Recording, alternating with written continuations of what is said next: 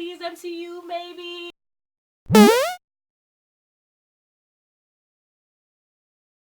Hey guys, it's Arai Thailand here, and as you can tell by the title of this video, we are going to be talking a whole lot of X-Men today. And not just X-Men, we're going to be talking Dark Phoenix. But before I get into this video, I just wanted to let you guys know that this video is actually going to kind of be two parts. Now, what I mean by that is it's going to be one whole video. However, the first part will be my complete, spoiler-free thoughts, and the second half of this video is going to be how I felt about it in more depth. So there will definitely be spoilers in the second half of this video. If you don't want to see that, you can click right on here. And with all of that being said, what did I think about the movie? Also, a little side note, if I look at my phone, I am really sorry. I wrote a script for this video. I wrote quite a bit to kind of get my thoughts together, but I can't memorize that. So if you see me looking at my phone, I'm sorry. I don't care. I hope you don't. If you haven't heard or seen any of the trailers for Dark Phoenix, I'm going to give you a very, very basic synopsis. Jean catches on fire and turns bad. No. But actually, this movie is based off of the original Dark Phoenix saga by Chris Claremont. Came out in the 1980s. If you haven't read it, I truly recommend reading it because it's the source material, guys. It's the best version that you're possibly going to get. And there has not been a single live-action remake that's gonna ever do it justice. So if you really want to know the story, check out the comics or check out one of those cute little comic book videos that just kind of covers everything. I love those. This movie is set in the 90s after Apocalypse. This is when all of the new recruits are now part of the X-Men, and they go on a mission up in space to save some astronauts. And basically an accident happens. Jean accidentally gets the Phoenix Force. And then this movie is kind of just the aftermath of that. She basically just kind of wreaks havoc for the rest of the movie. If I had to give this movie a rating, I would probably give it a 4 or a 5. I honestly felt like the characters were forgettable. I felt like it was really hard to care about them because of the way they've been treated, with timelines being erased, things that existed no longer existed. It's just been too much on the viewers, and I truly feel like this movie didn't make that any better. There were way too many timeline mess-ups, guys. Like, way too many. There was continuity errors within the same film. Like, it's just, it was a lot, guys. It was a lot. I truly felt like pushing this movie's release date hurt the movie in the long run. I feel like most comic book superhero fans are still coming off the high of Avengers Endgame, and some people could even, like, argue Captain Marvel. But this movie just fell flat. Like, I felt like it was uninspired compared to, like, the build-up of the other ones. The storylines don't even carry movie to movie, so it's like, how am I supposed to feel? Like, it's very hard for you to care about anything that happens in this movie. I think if you're a person who just likes action movies and doesn't care about the plot or the characters or anything, this movie is okay. But, I mean, if you're even kind of casually a Marvel fan, I just felt like this really did fall flat. I mean, there's not much I can say. It was very just flat.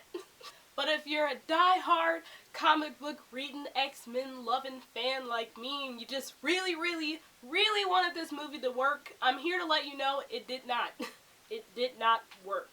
All I have left to say about that is, don't get me wrong, there are some amazing actors and actresses in this movie. I'm not saying this because I just want to trash the movie or anything like that. But honestly, this movie was not it. It just was not it. You could tell a lot of the actors were just kind of done with the movie. Like, it seemed like there wasn't much emotion put into, like, sad scenes. Like, it was like, oh, you know, this is a sad part, guys. And it's like, that's not how it should be. I mean, oh my gosh, I almost just, like, spoiled the Endgame thing. You know what? Endgame has been out for a while. If you don't know this, I'm sorry. But when Tony died, I cried. There was not a single time in this movie that I teared up.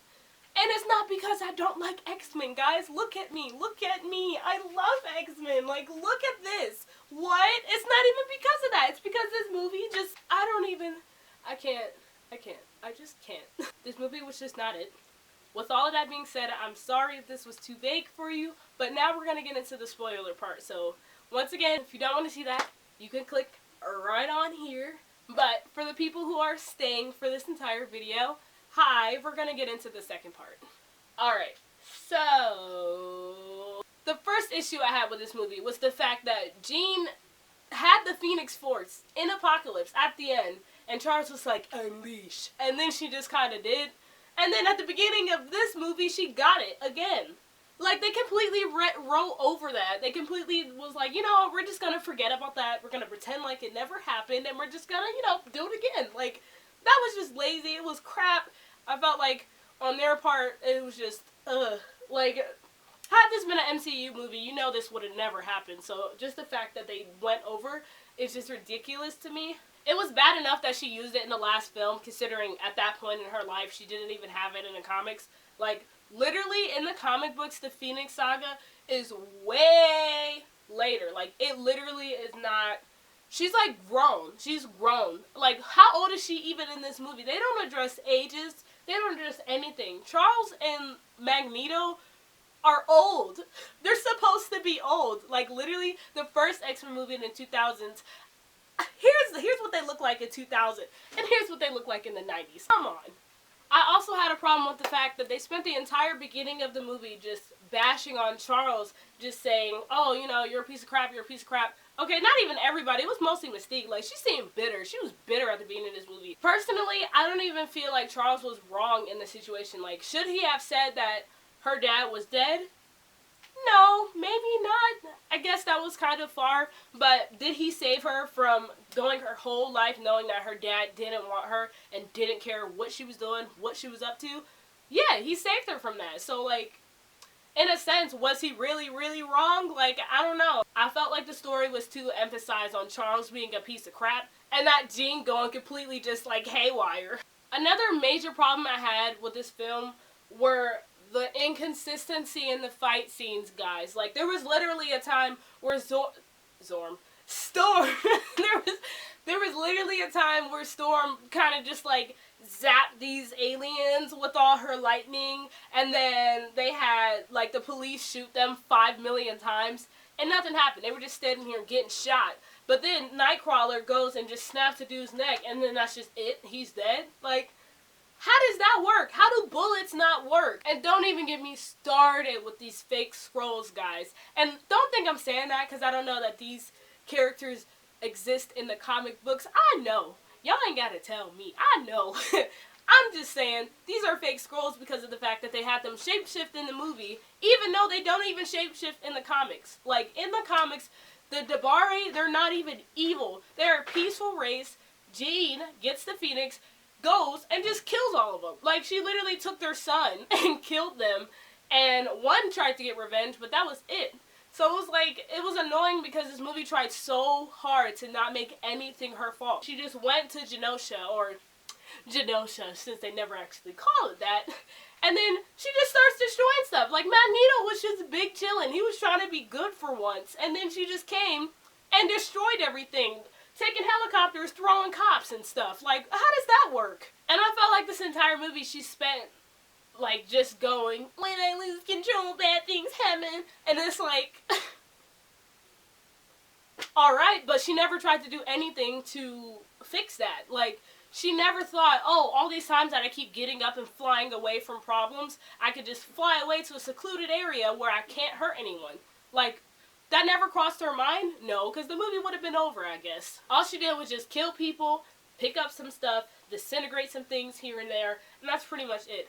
I don't even think she apologized for killing Raven, and if you just saw the movie, like, literally just now, and you saw that apology, let me know. But as far as I know, she didn't even apologize for killing Raven. She didn't apologize for anything, really. She kind of just flew away. All in all, there is a ton of things I could say about this movie, but no one wants to hear me rant for an hour and a half. So, with all of that being said, I hope you guys enjoyed this review. For those of you who stayed through both of the parts, how did you feel about the spoiler parts? Did you agree with anything I said, or am I just tripping? Let me know in the comments below. How many of you still want to go see this movie, still have hope out there, still standing strong? Let me know. And as always, like, comment, subscribe, all of that down below. And I will see you guys next time. maybe in 100 years when there's another X-Men reboot. Please, MCU, maybe. I don't know. Bye. Don't frame me, girl, I'm just being candid. Don't ask me if you don't really want these answers. Don't frame me, girl, I'm just being candid. Don't ask me if you don't really want these answers.